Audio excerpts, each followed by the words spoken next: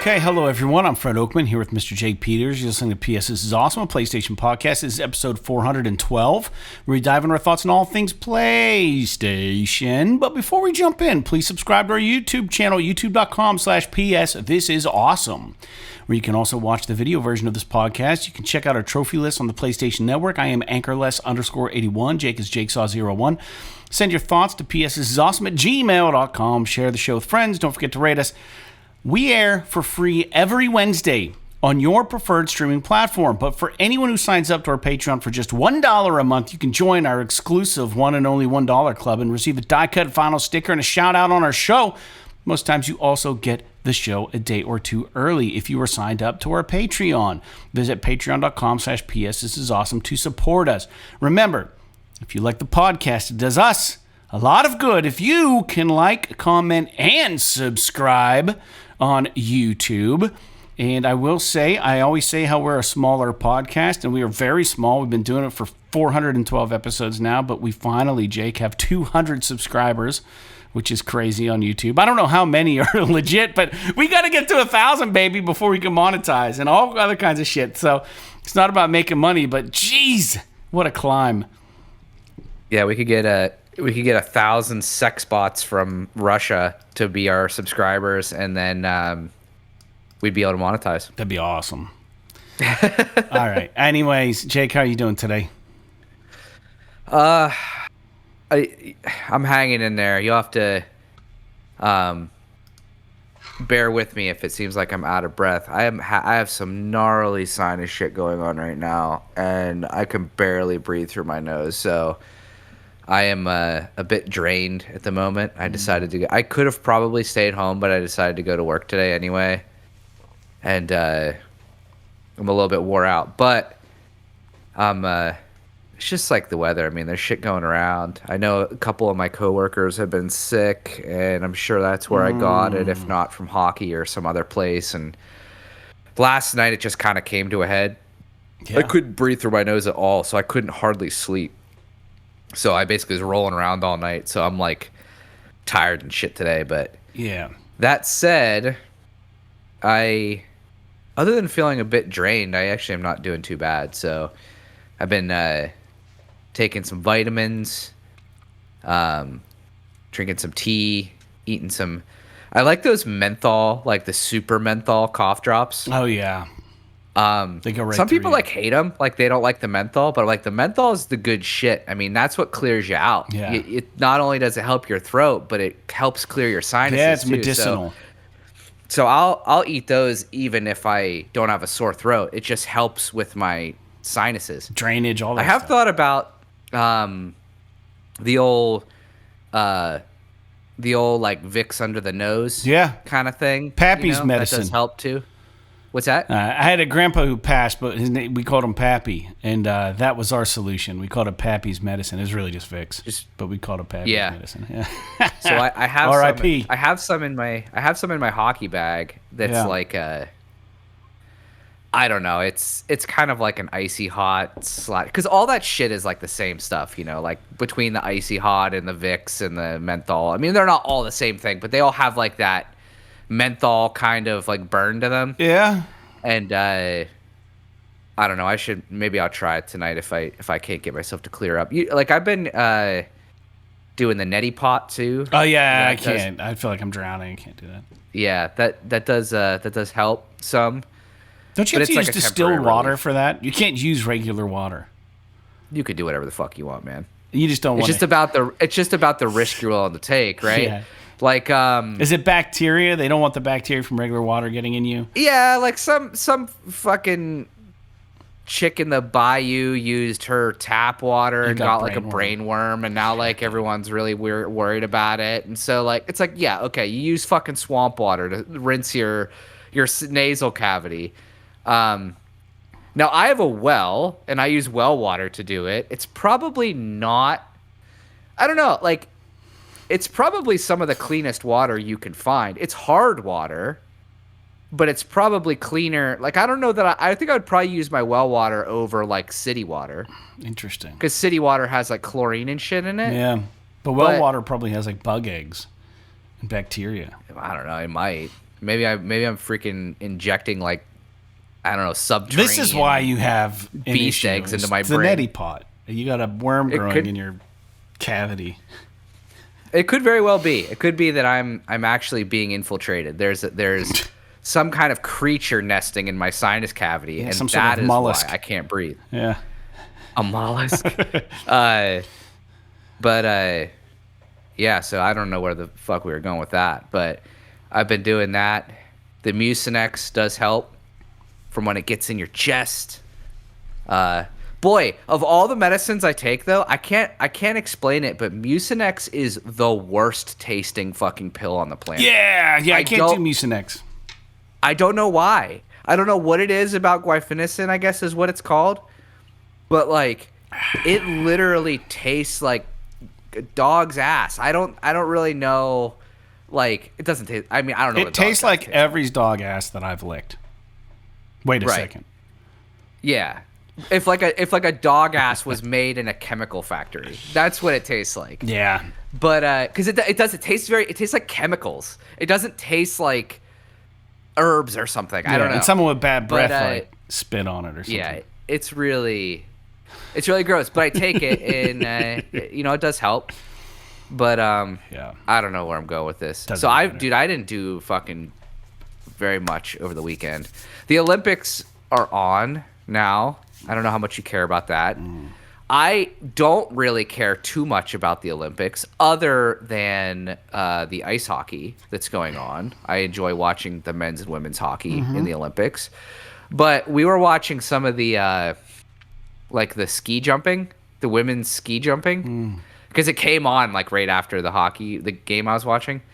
And it's kind of fucking cool, like, when you watch them do it. Like, they go down the big freaking chute, and then they, like, launch out, and they're doing, like, they got their like, legs sprayed out. Yeah. They're, like, spread eagle flying through the air for, like, fucking 300 feet. They do the thing where it's like... turn them this way and stuff. They angle them up. Yeah. They angle them out, and they got their arms back, and they're, like, pointed into the wind. Oh, and, like, I was trying to figure out while I was watching it... how do you land? How they score it. Like, how they score this. Because it's not just distance, because that is a thing, but it's also, like... style points. The style in the air and, like, how good their launch is and how clean the landing is and everything.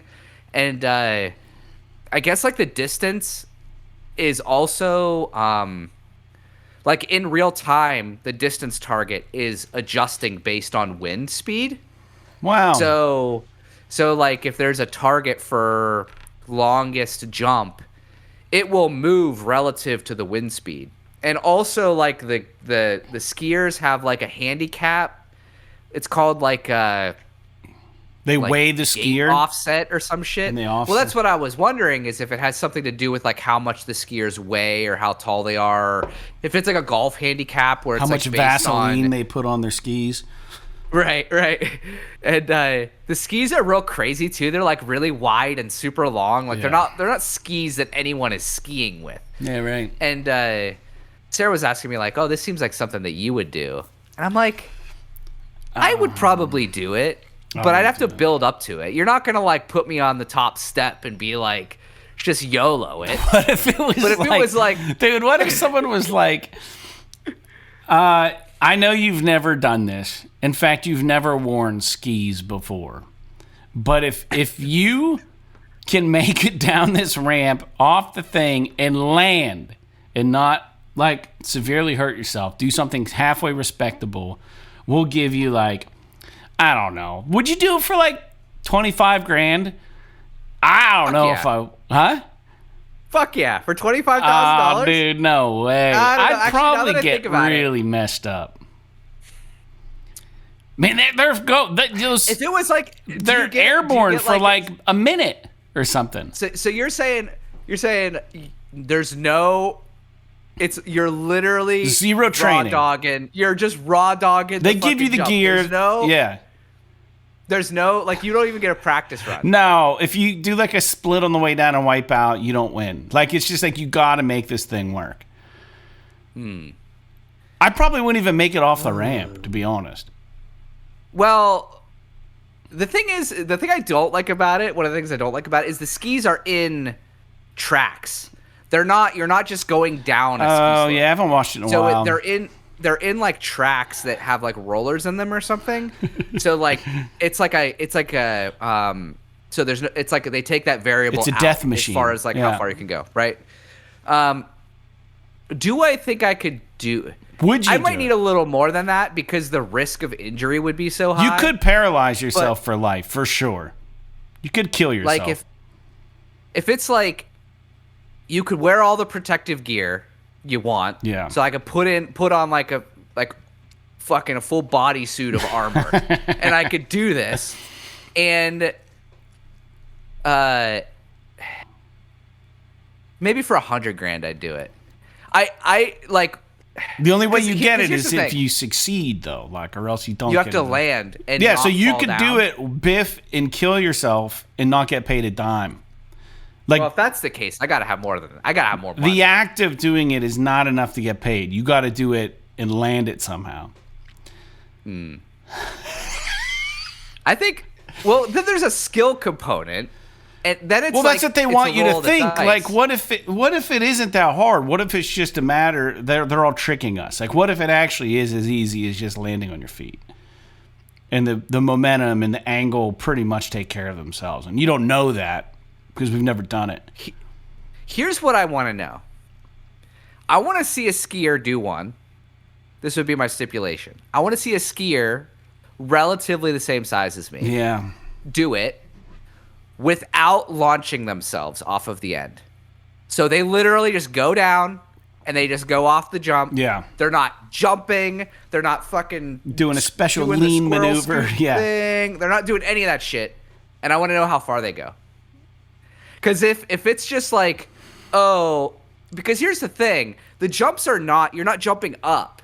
It's like straight out. Yeah. And then you like go straight out down over a hill. Yeah, so, like, but it's the distance you get in front of the hill that keeps you airborne. You know what I mean? Oh, sure, right? But the thing is that if you're not launching yourself, terrifying. Could you get down enough that you would literally just come off right onto the landing? No, dude, there's no way.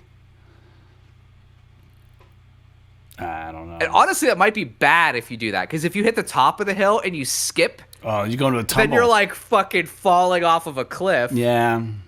To get to the bottom. Oh man, it's an interesting thought experiment. Yeah. If it was like you have to land it to get the money at all, then I would need more than that. It would have to be like, we'll give you $2 million, $100,000 or $200,000, but you have to land it. What if there was if it was like, what if there's a guarantee of money for doing it, but then a bigger bonus if you land it? Like, what if it's like $50,000 for just doing it, $150,000 if you nail it? I might do that. I would be fucking scared shitless, but I might do that. Yeah. And everybody who knows you in real life is in the audience watching. So that'd be insane. The pressure. That would be funny as fuck. Your fucking boss. I don't know. Like your fucking grocery store clerk. Like, I think about like all the armor, right? Would that make it worse? Because you'd have a lot more drag. Like, it might like throw you. You know what I mean? You might. Dude, we can speculate. You might not be able to land hours. right because it's the wind's catching you. I don't know. These are the things that go through my mind, though. When situations like this get brought up, I think about like, what would it take for me to do this thing? Would I be good at it? My first thought process is, yeah, I'd probably die if I tried to do something like this. And then I go into skepticism. Like, it's probably not even that hard. They probably just make it look harder than what it is or make it look easy. It's probably not even be difficult. And I'm like, if someone gave me money, would I do it? Like, those are like the three questions I ask myself when I see any kind of death-defying thing. Like, I would die. These people are the best in the world. I didn't see any. We watched like, I don't know, 20 or 25 ladies do this. How many people do it that don't go to the Olympics? Like, I don't know a single soul that does this in their spare time. Like, well, that's what I was telling telling these people Sarah. at? Like, I was talking with Sarah about this. I'm like, who fucking, how do you get into this? Yeah. Like, how do you get into, like, all these Olympic sports? Where do you go to practice this? All these Olympic sports. I'm like, how do you get into this sport? Yeah. Like, I can understand things like figure skating, because you can go to your local rink and figure skate. Yeah. Or hockey or whatever. Or, like, even, like, I've seen curling at, like, the local curling's rink big. sometimes. Yeah, some places. But, like, dude, freaking like bobsled, triathlon and shit. How the fuck do you get into that? Like cross country skiing, okay, I get that. Like anyone can cross country ski in their backyard if they want to, if they got snow. But like, yeah, dude, some of these events, it's like you got to be at a place that has the ability to do this thing, and I don't know, probably got to be a rich kid or something. Yeah, you got to have access, man. And the only way you have access is to have lineage, parents that did it before, people have connects, people who, you know, it's not like your local fucking inner city school is giving classes on how to do this luge shit or whatever the hell it's called. The luge even. Yeah, where do you practice the luge at, dude? Did they get rid of that? Dude, is it so dangerous? No. It's still going on? The luge is still there. The skeleton's still there. The bobsleigh is still there. Dude, the skeleton's awesome. Dude, do you remember? This was probably people died. This was probably two Olympics ago. Someone doing the skeleton or the luge died. Yeah. Because they came out of the fucking track at the bottom and hit a pillar. Yeah, I do remember that. Like that was crazy. Way more than 2 years ago, but it seems like 2 years ago. Well, no, 2 Olympics ago. Oh, which yeah, would have been like years. eight or 10 years ago. Yeah. We should quit talking. Yeah, I'm looking. Ski mountaineering is one of the ability or one of the sports. Like speed skating. Yeah. Like I understand like skating normally at a rink, but going to an actual speed skating rink that's like almost like an indoor like track and field kind of rink, and then you have to have the special skates, and you have to have all the timing and all that shit. Don't they incline too? Doesn't the speed skating rink incline a little bit? They're like, I think they're banked. Yeah, a little bit. Yep. So maybe not. I don't know. I will say that I prefer the Winter Olympics over the Summer Olympics. I'll come right out and say that. For sure. It's much more exciting. It's a little more action-packed. I mean, because at the bare minimum, you could have someone just die from freezing. So, yeah. There's way more risk. There's blades and speed and it's a little hardcore. Anyways, let's get on with it, man. Every episode we talk about, I'm not even going to tell you what I did all weekend. Doesn't matter. Just painted some shit. We get into listener feedback. And we do have something here, and this is exciting. Somebody did write in. They took our advice, or maybe they just felt like they had to say something. So Duke McAwesome writes in, because we talked about Cairn, that mountain climbing game. And he said, I've watched some Cairn gameplay by Scrapman on YouTube. This is not an endorsement of Scrapman. I don't know who he is. But Duke McAwesome says he rock climbs in real life, so it's interesting to hear him talk about what features he's looking in the game at when he's climbing a route and the climbing techniques that the character is using. Visually, the game looks amazing, and there seems to be a lot to explore and discover, but the core climbing gameplay loop doesn't look that fun to me. Yeah, man, I'm kind of on the same page. Like, I think that maybe it's one of those games when you start playing it, it becomes fun. Like, every step is like a piece of the puzzle that you're solving. And I think that, like, some of these climbers, like we were talking about, whatever his face is, that Scaled Taipei, Hanold, what's his name? Mark Hanold? Alex Hanold. I got Mark Hamill confused with Alex Hanold. It's hilarious. Yeah, just these guys, I think they're problem solvers by nature, and they are fearless. So they can't fear this shit. They just got to get good at what you do. So I think that it's a problem-solving game, the root of it. But I haven't played it either, and it does look interesting to me. I'm very close to buying it. It isn't free for us. I looked online. It's not free for me. I wanted to just get it and try it, but it must have been like a demo or some sort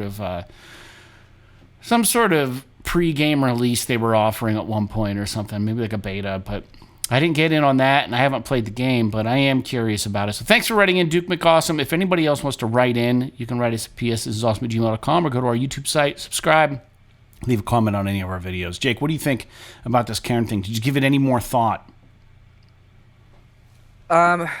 I mean, other than, what we talked about last week about how I think it looks cool, I haven't really thought about it all that much. I don't know. It seems interesting.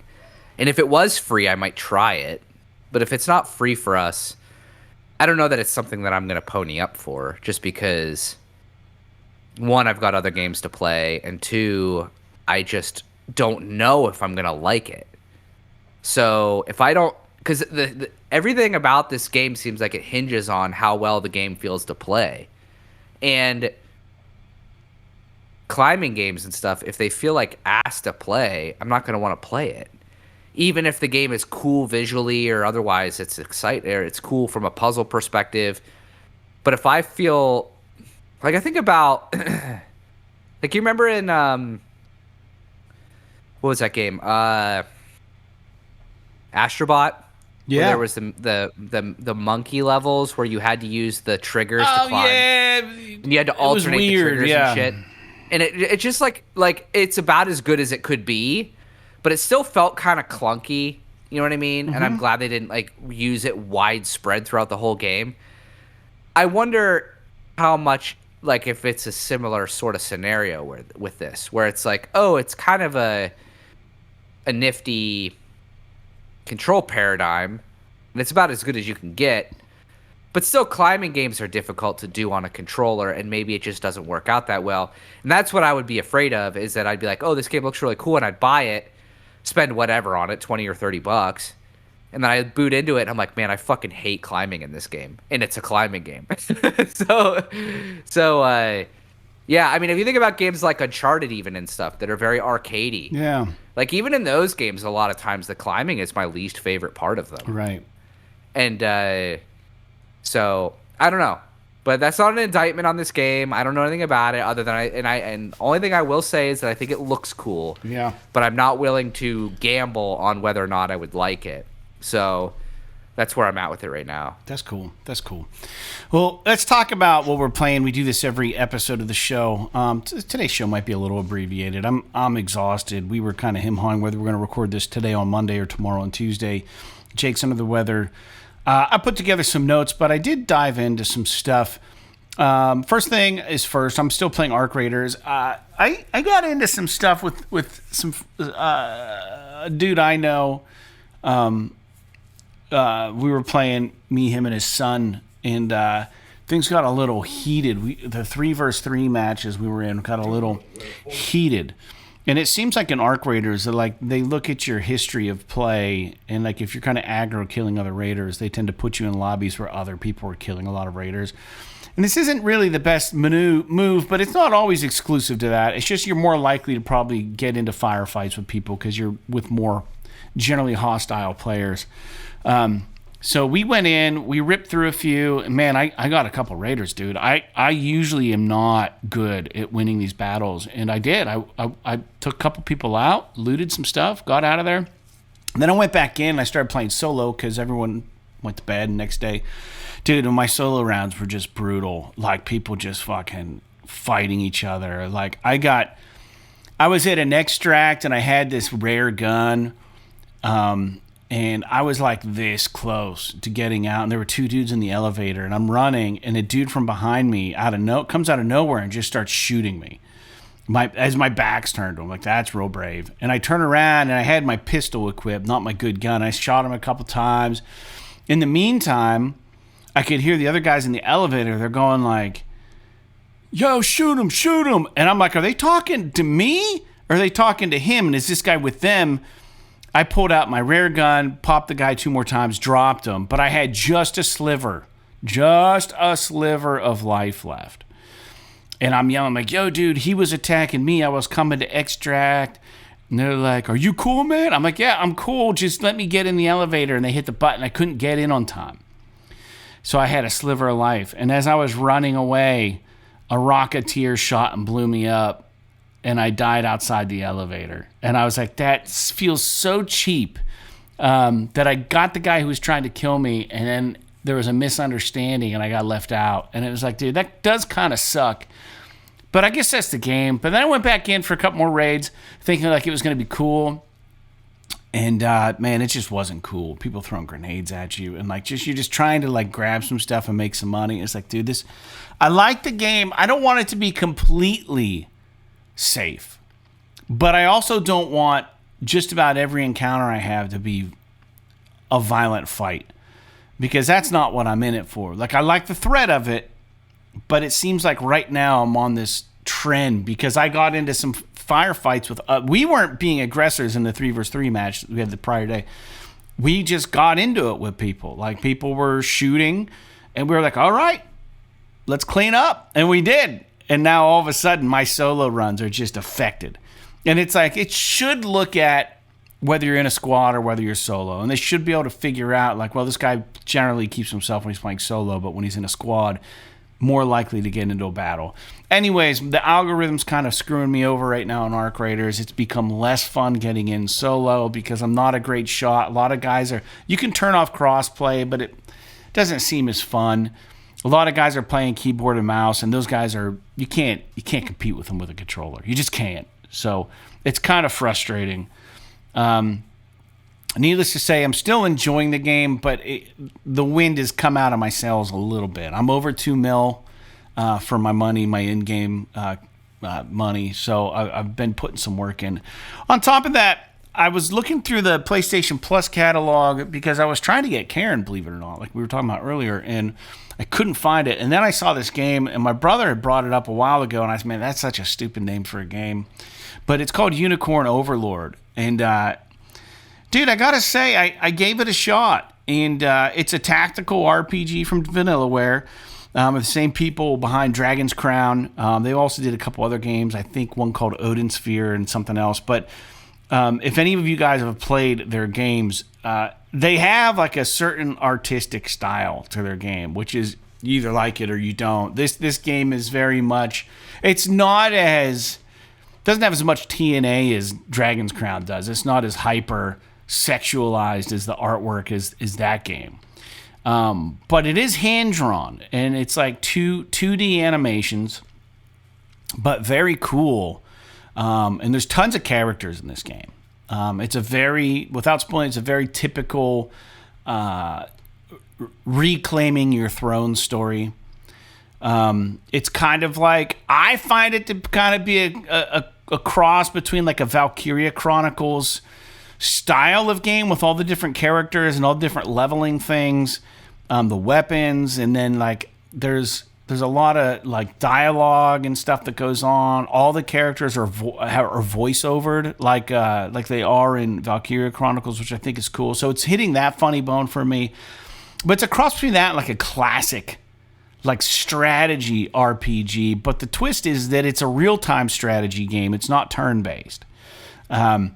So, you know, you command various squads, and you're trying to reclaim different towns and whatnot. But the way it is that you set up all your formations in advance.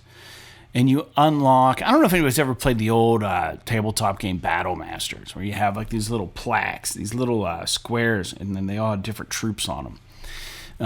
The more you play the game, the more unlocks you get. In each of your little squads, you can add up to, I believe, 6 characters. Right now, most of my squads have 3 characters. Most of them are named. Most of them have special powers, which is kind of cool. You can use it on the map. But you're commanding these squads, and you're setting up these formations, and you're pairing people with different people with their special abilities. And you essentially, in real time, you tell them where to go, what enemies. There's no surprise enemies that hop out of the map out of nowhere. You don't walk along a map and all of a sudden there's a battle. It's like you can see where the enemies are. And that's kind of nice. You're not constantly getting stopped as you navigate the map. Like you feel like you can move around without being limited by getting interrupted all the time. So I guess in that regard, it's not like a ton of strategy RPGs or RPGs in general. But there are some like that. But you prepare your army, and as you win battles and beat stages, which are set up battle maps where you have your army you can deploy. So it's a bit like maybe like Heroes of Might and Magic also, like where you can take over towns. Maybe we're like Warcraft or something. Like you take over town. Like on the battle map, the enemy will be holding X amount of locations, and then they'll have troops around. And you take your troops. And I say it's real time, but you can pause it. You just like click the team. You're like, I want you guys to attack this team. I want you guys to attack this team. I want you guys to hold the fort here. And then as you defeat the enemy, if they are encamped somewhere, you can take over that location and then redeploy from that location and push. So it's kind of fun like that. But I will say, like, There's a lot to it. And I'll also note that you don't control the battles at all. It's all statistical based and depending on where you put the characters on their little plaque. So like if you have a guy with a shield, if he's up front, he's going to block most of the all the incoming attacks that his character is allowed to. If you have two guys, one in front of the next, if someone attacking you has like a really long, like a spear, it'll go through the two people that are lined up behind one another. So, like, you got to be strategic in your placements on these little bases or plaques or whatever that you're putting your characters on, and you want them to be in a strategic place. And you also want to have a good dynamic between the characters. Like, if you have a guy who's not really good at blocking and you don't have a guy with a shield, you might want to have a healer in the back. They'll cast the heal spell whenever. But it gets nuanced where, like, you can turn on different priorities for all the different characters. So if you imagine like you have like 8 to 10 of these things, each one with maybe possibly up to 6 characters, and you got to manage all of their priorities and you put them in these battles and you're like, dude, it might become too much. I haven't gotten that far in. I'm about 5 hours in, 6 hours in. I guess there's 4 different areas. They each take about 10 hours a piece, but I am really enjoying the vibe. The voice acting, don't sleep on this if it sounds like something you're interested in. A lot of people were kind of hesitant, I guess, about this game because you don't really control the battles, but you do get to watch them as if they're two armies lined up, and like then it becomes turn-based in the battle. Like if you attack first, your guy will go first, they'll respond, another person will go, and they'll just automatically do their thing. But the animations are cool, so it actually looks. It's kind of fun to watch. It's like those old football games where the football table you plug it into the wall. Like I'm talking back in the 40s and 50s, and you plug it in, it would vibrate like bzzz, and you put all the little characters on the thing, and the vibrations would move the character, the football players, and then one of them would have a ball. Yeah. It's like that. It's like you just put the thing there and you sit back and watch and see what happens. There's definitely some RNG, but even before you engage with the enemy, it gives you probability and statistics on how much damage you'll take as opposed to the enemy, which makes it a lot easier to make up your mind whether or not you want to attack certain people, certain squads. But it's been received really well, man. People really like the depth and the visuals of this game.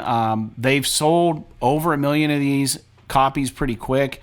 I guess, like I said, a lot of people find the system complex, but it's starting to click for me. So if you're kind of into tactical strategy games and you really like hand-drawn cool art and voice acting, it's a pretty cool game, dude. I think it's worth checking out if you haven't. I mean, it's going to be a time sink to get used to, but I'm really enjoying it. And I got a hold of my brother, and I was like, yo, dude, I said, trying to call you up to see if this is something I should keep pursuing. And he wrote me back. He goes, I don't think you're going to like this game.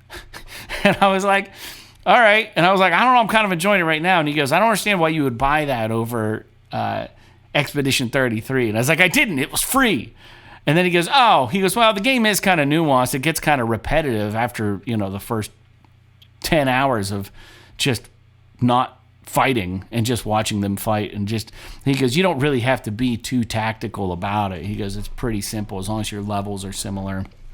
He said it's pretty not that difficult of a game, but there's a lot of options in it. So I don't know. I'll keep with it for a little bit.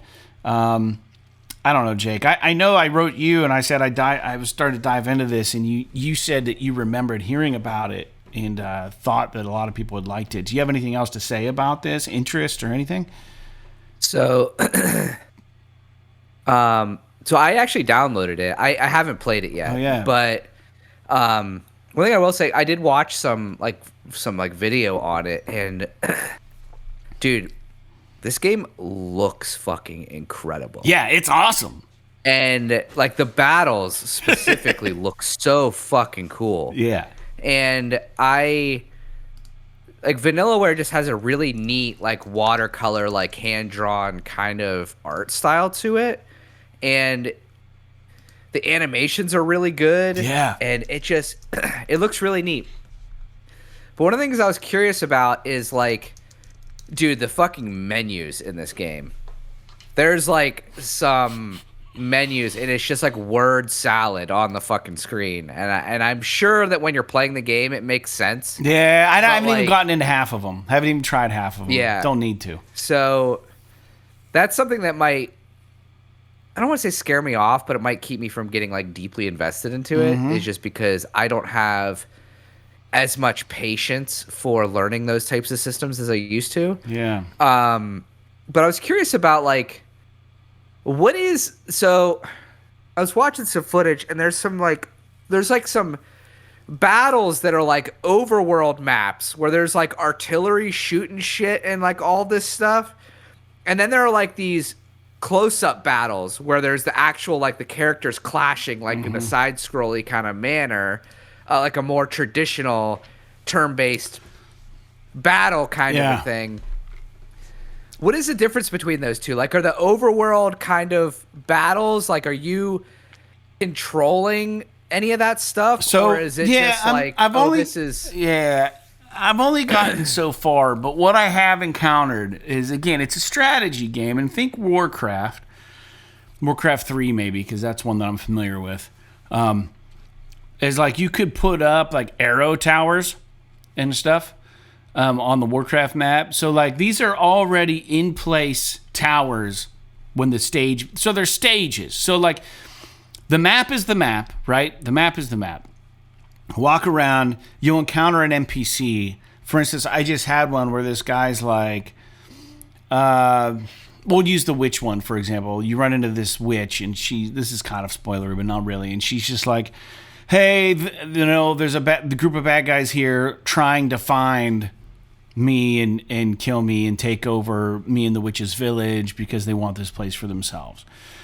So you can walk around that whole area without starting that stage after it gets presented to you. But there are going to be enemy sentries that you can see moving around the map. And if you get too close to them with your character, they'll run and try to engage you in a battle. And if they engage you in a battle, you got to go into a battle. There's no guard towers or anything as far as I'm aware of during that mode. But once you go back to her quest and say, begin the stage, it like does a clean wipe of whatever you're looking at, and it gives you a very set map now. Like you would in Valkyria Chronicles. It's like, here are the enemy units, here are your units. You need to somehow figure out the figure out the puzzle to take over all of their areas and push and get them. Sometimes they'll have guard towers with like a group stationed at a guard tower, and that guard tower has a reach. It's a circular reach around there.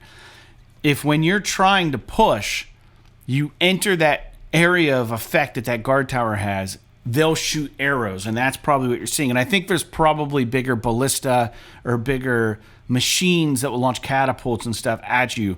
But as soon as you engage with that target, it turns into the cooler looking thing.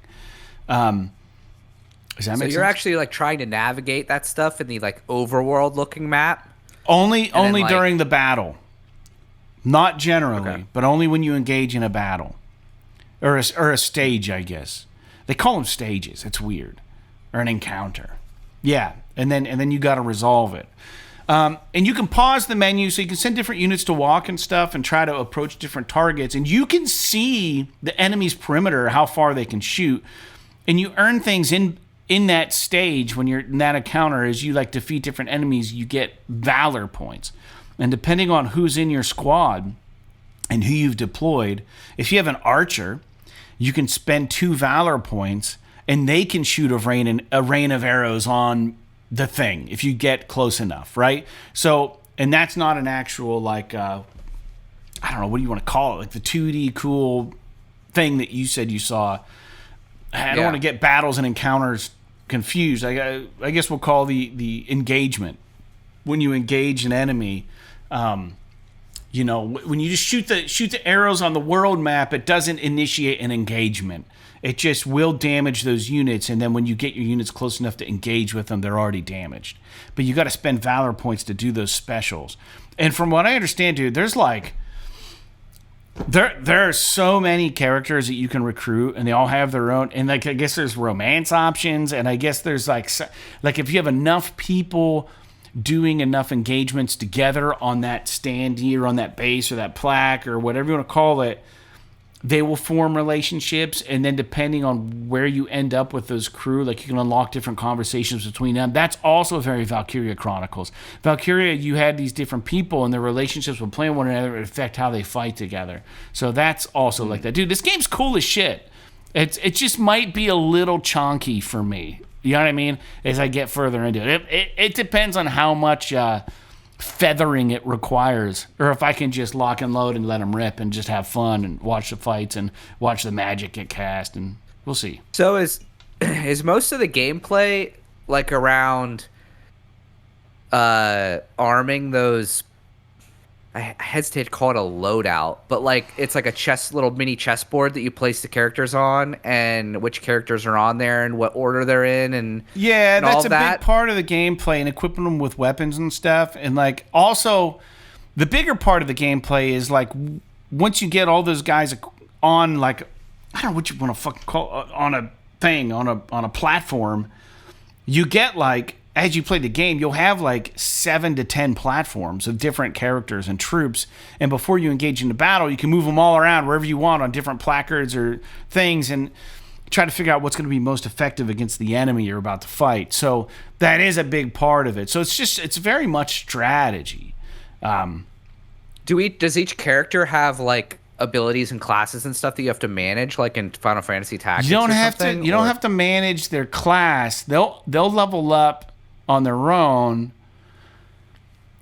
You do kind of have to manage their specials level up also, but I think you're gonna get to a point where you can start selecting like what specials you want each one to have and stuff. So like I think it's gonna get really kind of beefy, like heady and like a little. That's why I wrote my brother. I was like, how crazy is this gonna get? Like this is what he wrote me exactly, because I don't want to misquote him. He says, he says, I don't think you'll like that game. I also don't have time to talk. And then he goes, I can't believe you got that over Claire Obscure. And then I said, dude, it was free. And then he goes, well, it's not super hard. So I asked him, how strategic am I going to have to get to enjoy this game? And he said, it's not super hard, so not very. You can also just look up settings if you really want to cheese things, because the characters always get the same abilities. But he said the story's meh. 50% of the gameplay is intended to be setting up your team's units, which is just doing stuff in menus. People love it for some reason, but I thought it was average at best. I don't know, man. I'm having a blast with it. I guess it's really divisive, just the gameplay and stuff. But it's free on Plus Extra, and man, what a cool game. I'm into it, man. I am. I told him, I said, I'm really enjoying it so far. It doesn't mean that it's going to not get boring and repetitive. But it's cool. And the map exploration is fun. And you can you don't have to watch the battles either when they happen. If you know that you're going to just slaughter the enemy, you just press and hold the options button, and it just shows you the outcome. So you don't have to sit and watch them all. And if you do want to watch them, if you hold R2, it fast forwards it. So you see it in fast motion. You see what they're doing. And I think that's important, because you might have a team that's losing all the time and you don't know why. And then if you watch them battle, you might be like, oh, well, duh. Like, these guys are both getting stabbed at the same time. I should move one here. Or I should, maybe they need a guard or something. Or maybe they need a ranged person in their group. It's cool, dude. It's fucking rad. I think you should try. I'm glad, man. It looks really cool. I'll have to give it a try one of these days. I thought about picking it up like on my Steam Deck, because I thought that would be a cool like Steam Deck kind of game. Yeah. To like play while I'm like watching hockey or whatever. Yeah. But apparently there's not a Steam version of it, as far as I can find. That's weird. So what I could do is just remote play it off of my PlayStation. So maybe I'll give it a try and see how it goes. Dude, it's cool. But as far as I'm concerned, for my games right now, I'm just playing KCD2 still. I've been talking to my brother a lot about it, because he's playing it as well, and I'm getting kind of frustrated with the game. But I think it's because I'm focusing too much on certain things. The biggest thing that's frustrating with me about it, and I mentioned this to him yesterday, was that like I'm just getting sick of like trying to just travel from one place to another and just getting fucking ambushed and killed in the street. Just like constantly. And not even just like, I avoid fast traveling at night because you can come across bandits and then they'll like take you out or whatever. But like even during the day, I'll just be like walking down the road and all of a sudden like a fucking dude in full plate mail comes out of the bushes and beats the shit out of me. Yeah. And I'm like, bro, what am I supposed to do here? And I forgot to save in the last hour, so I lost all that progress. But I'm being a little bit facetious, but Josh gave me a tip on this like potion that you should get or whatever. Like if you get this potion, when you drink it for like 3 days, you get plus 50% experience on everything. Oh, wow. And the easiest way to do it is to get the recipe and make it. So I've spent so much time in this game just crafting shit. And it's kind of cathartic to do it. Like I spent probably a half hour to an hour just making potions, just like leveling the shit out of my alchemy skills so I could make these like really high level potions. And I did like, I want to, now I'm at the point where it's like, I want to get like the highest level. I want to be able to make the highest level weapons. So I'm just like freaking just making axes. Just hammering axes at the fucking forge for like an hour. And there's something kind of fun about it. Like I'll just like whenever I was doing the potion thing a couple days ago, it was Saturday, I just like literally turned down the volume on the TV, just put on a podcast, and I just like made fucking potions and it's like an active thing. Like I gotta grab 2 fucking chamomiles out of the bag and put them in the pot, and then I gotta put the pot down, and then I gotta flip the timer over, wait till it expires one time, then lift the pot up, and then I gotta put the fucking sage in the mortar. That's the word I was looking for. I was gonna say the mortar pestle. And fucking grind it, and then I gotta pour it in the damn thing, and then I gotta grab the file, and then I gotta pour the thing into it, and it's like every potion you make takes like, a couple minutes, and it's I don't know, it's a lot. Like even like when I do the blacksmithing, you gotta like put the fucking metal in the flame, and you gotta fan the flames, and then it gets red hot, and then you gotta bring it over, and you gotta hit it with the hammer, but you gotta move where you hit it around so that you hit it evenly, and then you gotta flip it over and hit it some more, and then put it back in the thing, and then you gotta pull it back out and hit it some more, and then you gotta temper it. It's like a simulator. Yeah, and it's a lot. But so I've been doing that, and I just started a quest line to learn like a lot of the stealth shit, like doing lockpicking and sneaking and takedowns and stuff. Mm-hmm. And I'm kind of interested in just like, dude, I'm just like living in this world. I haven't fucking done like any story missions at all. I'm just like running around, gathering fucking plants and making potions and hammering axes and fucking, now I'm like learning how to pick locks and do stealth takedowns. And I have been doing some, I'm being facetious, obviously. I've done some story missions, but like, I'm doing this mission right now that's just got me so frustrated because it's like this chick that's like estranged from her family because like her brothers were like, they were like there was a misconception where they were like offended by her lover, and so because he wasn't part of their tribe or whatever, so they beat him within an inch of his life. So she escaped with this guy, and she's hiding in these rocks. Right. And you've got to, like, negotiate this relationship between her and her family so that they get back together. But, like, every fucking 5 seconds, it's like, I got to go all the way across the map to see this chick. And then she's like, oh, no, you got to go talk to daddy, and he's got to give me this fucking amulet. So you got to go all the way back over there. And then you talk to him, and he's like, well, I would do that, but then you got to go, help my son out because he's captured right now. So then I got to go across the fucking map and help this guy out. And this is, like, normal for RPGs of this, like, scope, right? Yeah. Where you're, like, traveling around, like, doing all this gopher shit. The problem is that traveling in this game is so dangerous that it makes it really frustrating and tedious when it's like, I've got to travel back and forth to meet with this girl like 5 times, and every single time I'm worried that I'm going to die on the way there. And that part of it is a little bit frustrating. So I think after I learn how to do lock picking and do all that stuff, I might figure out how to way to like where I could just train weapons and like literally just like fucking grind weapon levels until I just get to a point where I can just beat the shit out of people.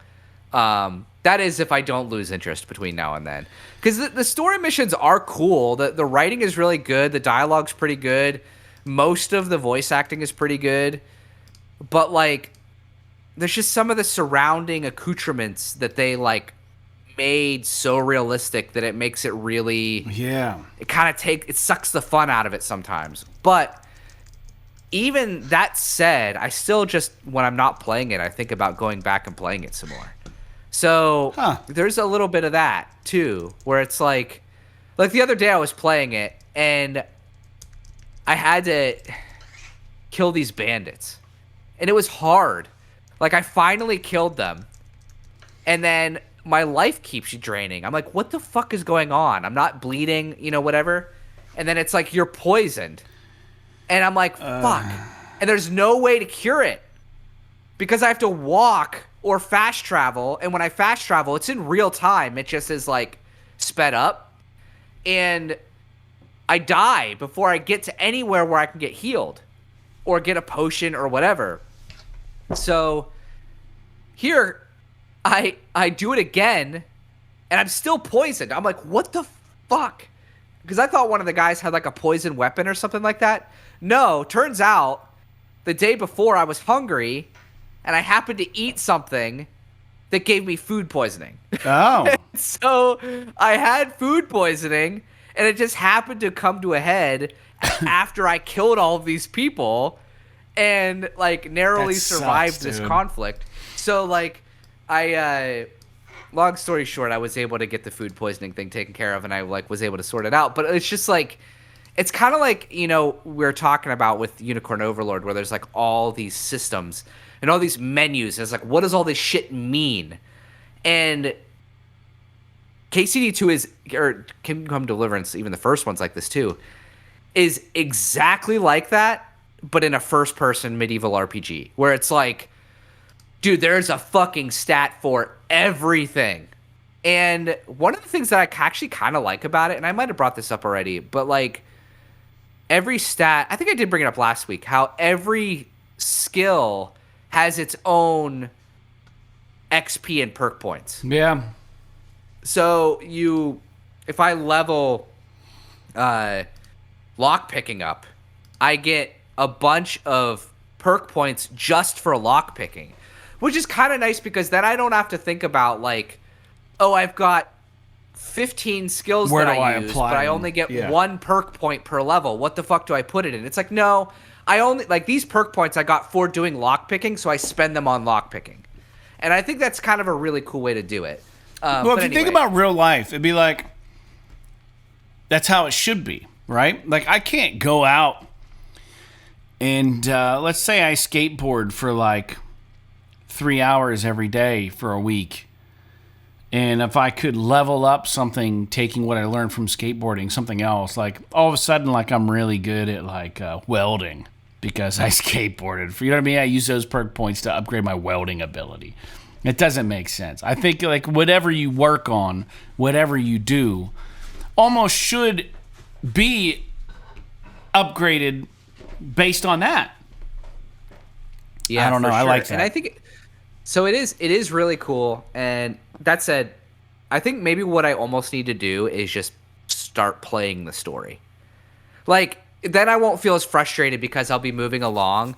I think what I'm worried about is what will happen like in the last game where I just played the story and then I get to a mission where I have to fight somebody. And you're just not. And I just cannot kill them. Because the combat just does not click with me.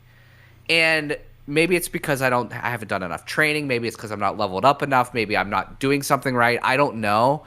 But I really struggle with it because there's a lot of like you have to read the opponent, and it feels very clunky because they make the movement really realistic. So it's difficult to like react to what they're doing. But anyway, excuse me. I'm gonna keep playing it for now. I also downloaded Ultros, that game that we got for free for PS Plus Essentials this month. That like really neon looking Metroidvania style game. I kind of want to dig into that. I haven't played that one either though. But I have it downloaded. So, but anyway, that's all I have to. That's all I have to really add about KCD2. I've been playing it for like over 20 hours at this point, and I feel like I've spent most of that fucking crafting shit and replaying shit that I did already because I get fucking killed in the street. So, but that's not like a. I'm not saying that that's a problem with the game. This is their philosophy, their game design. It's meant to be very realistic. It's a part of the game. You take it or leave it. I don't think it makes the game bad. It is just something that I'm struggling with from my perspective. Because a lot of times I go into it thinking like I'm going to play it like Skyrim, and you just cannot play it like that. You're not just fighting bad guys and beating them up and killing them. There's a lot different. More to it than that. Yeah. So, anywho, but we can move on. All right. Very good. Well, there's not a whole lot else to talk about. I'm just kidding. There's plenty, but we're going to try to blow through it relatively quick. Because it's already almost 7:15. I hate these winters, man. It's just, there's no daylight. Although there was some daylight today. Anyways. Yeah. It was actually warmed up a little. It was fucking freezing. Yeah, it was 30 degrees. It was so fucking cold this morning. Because you didn't have to go outside because you worked from home today, right? Yeah. So, dude, my car barely started. Like, I was really legitimately worried that it wasn't going to start because it was so fucking cold. It was like -6, my phone says. Yeah, but like with the wind chill, it was like -15 or some shit. Mm-hmm. And yeah, man, it was rigid. But like this, but after work, it was like almost like springtime, dude. It was like 27 degrees. I'm like, oh, this feels great. Spring, yeah. It feels great. I'm in a sweatshirt. I don't even have a jacket on. Well, it's supposed to hit 43 tomorrow. I know. Get your I'm shorts hoping that out. we don't get like rain and snow and shit because of it, but yeah. Anyways. Yeah. First point of news is that this week, so you will have time, so this might feel like a timely thing to bring up. The new State of Play for PlayStation. It is coming on the Thursday of this week, February 12th. It is set to be 1 hour. That's right, ladies and gentlemen, 1 hour long. And we have no idea what this is going to be. It is set to last over an hour, according to PushScore, and will feature news and updates from developers across the globe.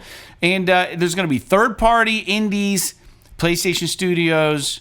No clue what they're going to be covering. We can only speculate, which we're not even going to do, because by the time you hear this, it'll be tomorrow. But yeah, I think what is 5 o'clock our time, Jake, on Thursday? I believe so, yeah. Yeah, Eastern time, 5 o'clock. Love to see it. Are we getting Intergalactic, Crimson Desert? What are we getting? What are we So getting? they haven't said anything. Includes announcements from third parties, indies, and PlayStation Studios.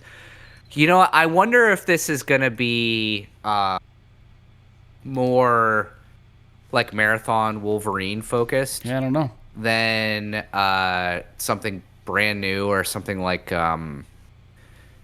Intergalactic, which will be next year, presumably next year. No one knows. Maybe it'll be something brand new. I don't know. Maybe it'll be the fucking Marvel Tokon fighting Souls or whatever. But yeah, I don't know. They said it's gonna be like a fucking hour long, so I'm really interested to see what they have to say. Well, we'll have something to talk about next week. That's for sure. Yeah, and I hope that it's not just like random shit. They're going to shadow drop GTA 6 tomorrow. Yeah. That would be weird. But, it would be really fucking funny if they did that. It would almost cause a riot probably. But Yeah, I don't know. I'm excited to see what they have to say. This is Thursday the 12th at 5 p.m. Eastern time. We should hopefully have something to talk about. Now, you could almost guarantee they're going to have another fucking trailer for Resident Evil 9. I don't know why they're over-showing this Requiem, game. yeah. But they do it every single time they release one of them. So, could there be something like, I don't know, like Saros? Because that game's coming out this year. Or maybe like that Crimson Desert game is coming out sometime soon. Maybe there'll be something along those lines. Unicorn Overlord 2. Maybe we'll get like some surprise from Naughty Dog. Maybe we'll get another. I don't think we're gonna. Like the new Uncharted game. Yeah. What if there's something crazy there? Or I have a feeling though that something like that would be reserved for like a Game Awards or something like that. I have a hard time believing that they would do that in a state of play. But what would be awesome? I know it would never happen. If they're like, psych, Factions is real, it's free to play, and it's out tonight. That'd be cool. I'd play it if it was free to play, for sure. We've passed it off to such and such studio to like man or take care of or whatever the hell you want to talk about it. That'd be cool. Something like that. Are we going to get a Spider-Man 3 teaser? Could be that, or more of this Horizon thing that we're going to talk about. Yeah. Or maybe more from like Onimusha or yeah. Like maybe like that, like Ghosts of Yotei. They're doing that multiplayer mode. Yeah. Maybe something like that. I don't know. Control. I love. I wish I just had more time to edit our videos, because I would make a quick clip that's like, yeah, we're not really going to get into speculating, and then like put like 7 minutes of us just being, well, maybe it's going to be the maybe. That's hilarious to me, because we did speculate for a while. I have no idea, man. I have no idea what they're going to show, and that's what kind of makes it exciting. Yeah, maybe it's maybe I honestly I hope it's something completely unexpected. Yeah, me too. Because I almost like don't even care about state of plays where it's like giving us trailers for shit we've already seen, unless it's like a game that's been announced that we haven't seen gameplay for. Oh, what about then it's like hit me? But what the hell was that like game? Wolverine. What the hell was a game that that dude was working on that made BioShock? What the hell was that called? Oh, Judas. What if we That'd get a be Judas fucking cool. Judas thing? That would be actually really cool if we got like a deep dive gameplay thing with Judas. That would be kind of neat. I don't know if the stage is big enough for that, but it could be. It very well could be. Might be exactly what they need. But it would be rad. A lot to of see, people like, forgot about that game. No one's talking about it. They had that one thing and it kind of fell off the map, and no one's really excited about it. I'm not picking up a lot of excitement. Maybe something for, I don't know, Richard 2. Oh, dude. Yeah, game over.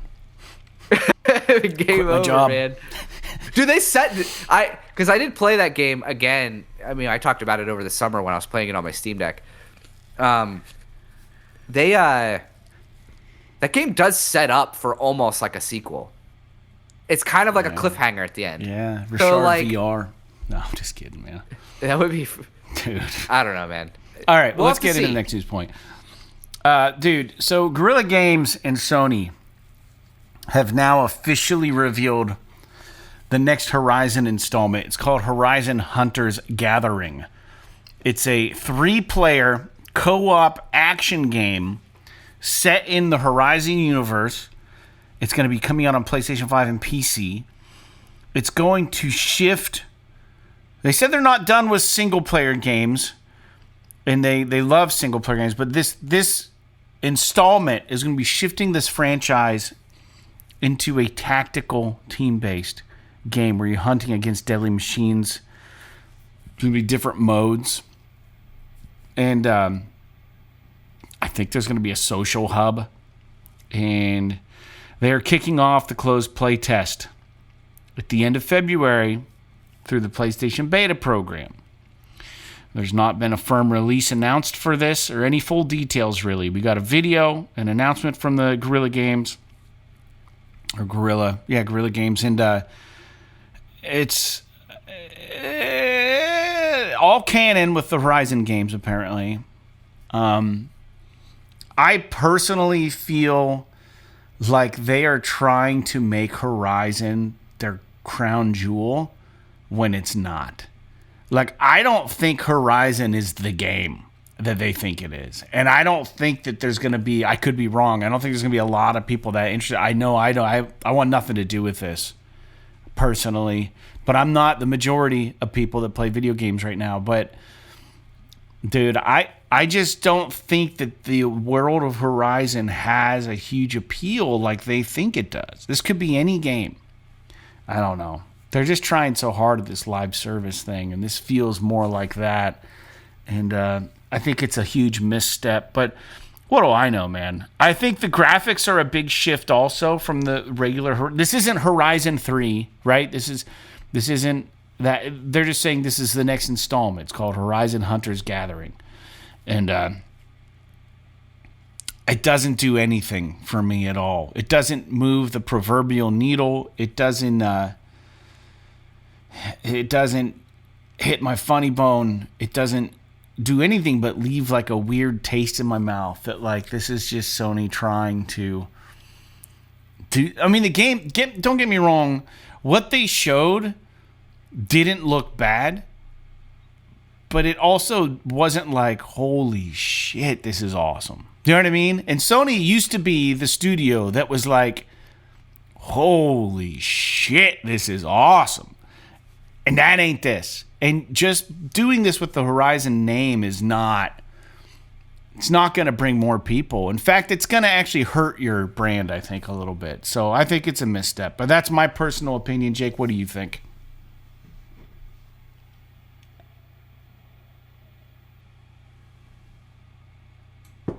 I can't hear you.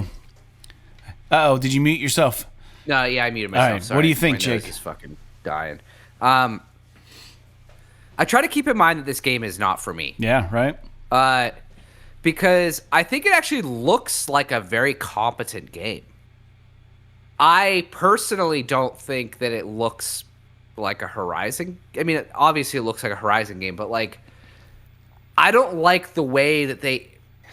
I don't mind the art style. The art style I don't love, but it's not that big of a deal. What I don't like is how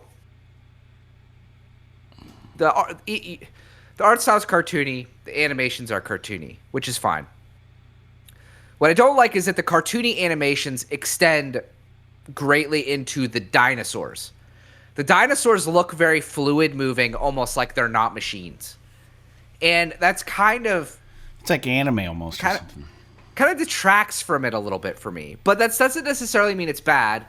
It doesn't, like, the combat does not remind me of Horizon, which I think is the biggest concern I have. Right. But we've only seen some kind of jump cut footage and shit like that. So maybe my fears are unfounded. But this, like, hero kind of shooter kind of multiplayer thing, it's not for me, but I think it looks interesting, and I'm hoping that it does well for them. I'm glad that they came out and said that they're going to continue doing single-player games and that that's what they love. But I don't know. I don't know that I have too much more to say about it other than I don't think it looks too bad, and I think that people are going to be really hard on it for no reason without actually playing it, and I hope that more people play it. Yep. Before they judge it. And I don't know. I would like to see a little bit more just to see really what we're getting into, because we really haven't seen a whole lot. It's a 10-minute video, but a lot of it is like just the guys talking about it. It's not like actual gameplay. So one of the things I do like about it is that they're doing a lot of beta testing to see how people feel about it before they actually announce release dates and things like that, to give themselves time to tweak it. Mm-hmm. Almost like an early access kind of thing.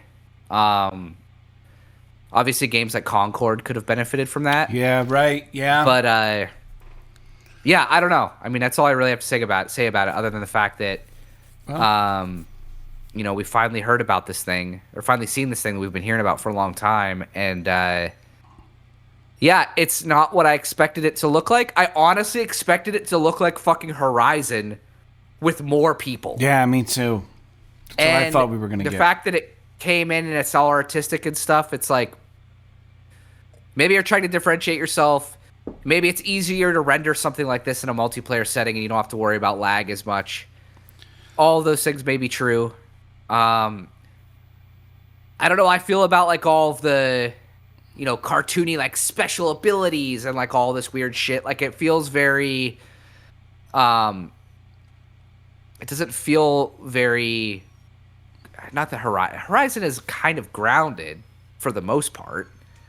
So it feels like they're kind of taking it to the nth degree with that, but I don't know. I don't think it's necessarily a bad thing. I just don't think it's necessarily for me, and I just would like to see more. Yeah, I don't really care to see more. It's fine. Anyways, I hope they get back to Horizon, what makes it so good, because they ended on such a cool note with this. The end of Horizon 2 was just awesome. It was so cool, the unexpected ending, and I just really hope they continue that narrative.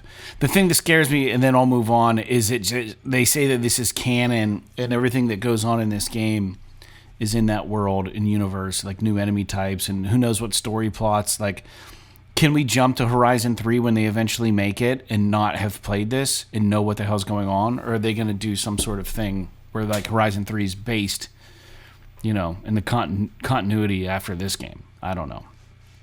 Yeah. Anyways, Capcom's long-awaited action game, Jake, you've played the demo, Pragmata, now has a free playable sketchbook demo. I don't know what that means. So sketchbook is just the name that they gave the demo. Oh, okay. It's nothing special. I thought it was a descriptive term of a different kind of demo. Okay, well, you've played this, and it's now available. You've played the demo. Now it's available on PS5. And I am tempted to get it just to see what this game's all about. So that's out there. The game is set to release April 24th. So people apparently did like the combat in the demo. So, Jake, should I play this? Yeah, I think that you should try this if you have any interest at all. Because it's like the demo is literally like 15, 20 minutes long. Yeah. Doesn't take a lot of time out of your day. And I think it's a really novel, kind of unique experience. I'll try it, I would be curious to know what you think about it. I'll report back next week. Yeah, I'm excited about this game. I think it seems pretty cool. I don't remember when it comes out. I think it's sometime first half of the year. April 24th. April, maybe? Yeah. So, I'll probably download it and play it on my PlayStation, because I played it on my PC, but I kind of want to get that couch experience and see how it hits me on my TV rather than my computer. But yeah, I'm glad, because I talked about this whenever the demo came out on PC, and I said that I was glad to hear that it was coming to console eventually. And now that it's here, I think people should check it out. Yeah, very cool. Very cool, man. I love to hear it. Next news point. Remember when we talked briefly about the Division Definitive Edition last episode? And I was like, dude, this thing leaked. This thing looks like it could be a callback to the original Division, a 10-year-old game or whatever.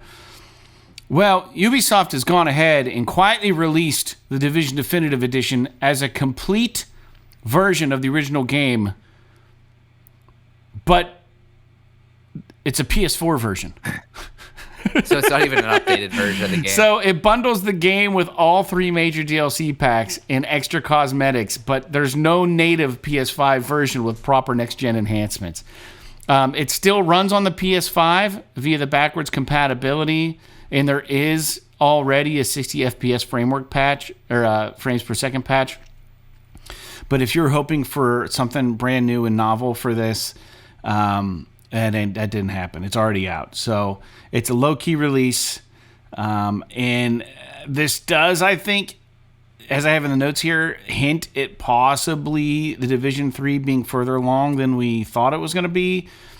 So I just don't know what the strategy is to release this like this. I don't understand it. Is it just a money grab, or like on a PS4? Like, it doesn't really make sense. Who knows why they're releasing this? I mean, are people really like? How much does it cost? I didn't even look it up. No idea. I mean, like I said, watch before, it be like $60 or some shit. There's a point in time where I literally got the Division 2 for fucking $2. So, like, who's gonna go pay any amount of money for this? I don't know. I'm looking it up right game now. Looking it up right now. Nobody. I mean, maybe $50. Fuck that. $49.99. Maybe if it was like a PS5 version and it had some new pizzazz on it. But what it says specifically is it's Tom Clancy's The Division PS4, Underground Expansion 1, Survival Expansion 2, Last Stand Expansion 3, Let It Snow Cosmetic Pack, a Parade Cosmetic Pack, and 6 Cosmetic Outfit Packs. $50. Weird. It's a disappointment. It just shows how far off the rails Ubisoft is right now. They don't know what they're doing over there, dude. Anyways, let's move on. Capcom. Jake, this is probably the most exciting news thing that I enjoyed from this past week, and I think maybe our listeners will totally want to watch this. And I know you just kind of lamented about seeing more shit about Resident Evil 9, but this is different. There's a live-action short film that came out, dropped by Capcom, for Resident Evil Requiem. It stars a famous actress who was in Long Legs. I can't pronounce her name, so I'm not going to. I'm going to say Ms. Monroe. And focusing on the harrowing fall of Raccoon City when the T-virus outbreak begins. I will say the acting's great. There's narrative over it. It's like 3.5 minutes. So it's like an extended trailer. I wouldn't even call it a short film. It doesn't hit the 5-minute mark. But there's a lot of emotional beats on this. There's some Easter eggs. And a lot of people in the comments are like, man, this 3.5 minutes is better than any Resident Evil movie they've ever made. And I'll agree, dude. It's great. This is awesome. This thing is so cool. And the very beginning has super duper Last of Us vibes, unfortunately. It just feels like when Joel and Ellie find out about the zombie thing happening. I feel like they bit a little bit off a Naughty Dog there. But, I mean, how many different directions can you go with that? I guess they could have got a little more creative, but, dude, it's good. And it does have some emotional story beats. And you can watch it on YouTube. But it's a 3.5 minute live action short film, and the voice narration over top of it's really good. And the way they wrap the whole trailer up is just like, oh shit, this is crazy. Very cool. Yeah, I haven't seen it. I did see that it came out, but gotta watch it. I didn't rush to watch it because these types of things usually aren't for me. But it's dope. I'm just kind of sick of seeing Resident Evil Requiem shit. But I should probably just watch it at some point here. It's not that long. Watch it before you sign off tonight.